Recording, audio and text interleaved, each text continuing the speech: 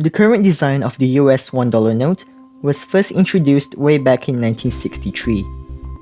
Due to the note's low value, it's also infrequently counterfeited, so the government has no plans to redesign or add any new security features on this note. In addition, by law, they also can't redesign this note. So because of this, now, more than 60 years after the note was introduced, the design still remained the same. Moving on, the current design of the $2 note was first introduced in 1976, in celebration of the United States bicentennial. Now, despite the note's perceived rarity, the note is still worth $2, except for several cases. When the 1976 series $2 note was introduced, many people thought that the note was a limited issue, and that later it will be discontinued. So people hoarded the note, reducing the amount of notes in circulation. Furthermore, the $2 note is not printed as much compared to other denominations, due to the note's low demand. The amount of $2 bills in circulation is 1.6 billion, the least compared with other denominations, the highest being the $100 bill, with 18.9 billion. In 2023, 128 million $2 notes was issued, which might sound like a lot, but compare that to the nearly 2.4 billion $1 notes issued in the same year, it doesn't seem that much. Even the second lowest denomination to be issued, the $20, is still printed twice as many. Despite this, the $2 note is still in demand. Not as much as compared to other denominations, but still in demand. The amount of $2 notes in circulation is slowly growing, from 1.4 billion in 2020 to 1.6 billion in 2023. And ironically, if people hoarded the note thinking that it's rare, it will increase the demand for $2 notes, which increases the amount of $2 notes printed, making the note less rare. Now let's move on to the note's design. The $1 bill features a portrait of George Washington, the first president of the United States. The reverse of the note features the Great Seal of the United States. And the $2 note features Thomas Jefferson, the third US president. And the reverse features a scene from the Declaration of Independence. Now, both notes doesn't feature any advanced security features. There's no watermark, no security threat, no UV ink or anything like that. It does, however, features red and blue security fibers throughout the note. And the text and portrait are slightly raised, which gives the note its rough texture. The treasury seal can be found behind the denomination here.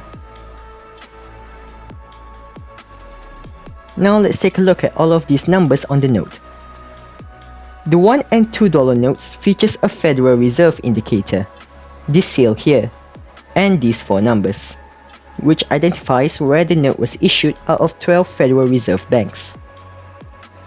For example, A1, which corresponds to Boston, has A in the seal, as well as the first letter of the serial number, and 1s for these 4 numbers. B2 is for New York, C3 for Philadelphia, D4 for Cleveland, E5 for Richmond, F6 for Atlanta, G7 for Chicago, H8 for St. Louis, I9 for Minneapolis, J10 for Kansas City, K11 for Dallas, and L12 for San Francisco. The note series can be found next to the Secretary of Treasury's signature. Next, we have the note's position identifier. Now, when the note is printed, it looks like this. This is called a subject sheet, and later it will be cut and turned into this, the banknote that we all know. Before 2014, the Bureau of Engraving and Printing, BEP, prints the notes on a 32 subject sheet, which means a sheet contains 32 notes with 4 rows of 8 notes. In order to increase efficiency, the notes are now also printed on a 50 subject sheet, 5 rows of 10 notes. To know the position of your note on a sheet, take a look at this. This set of letter and number is called the note's position identifier. Now, if the letter is bigger than the number, the note came from a 32 subject sheet.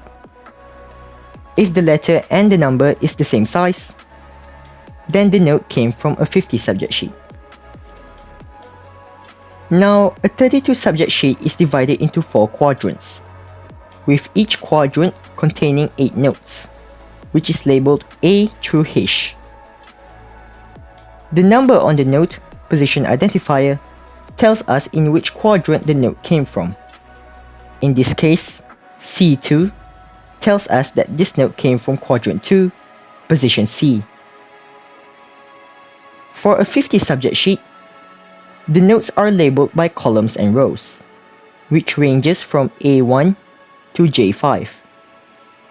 The number indicates the column, and the letter indicates the row. Next, we have the note's face and back plate number. This number is basically used to identify which plate is used to print each side of the note. For the front plate, the number is here. And for the reverse plate, the number is here. For notes printed at Fort Worth, Texas, the initials FW is featured in front of the faceplate number. And finally, to identify a replacement note, the letter at the end of the serial number is replaced with a star.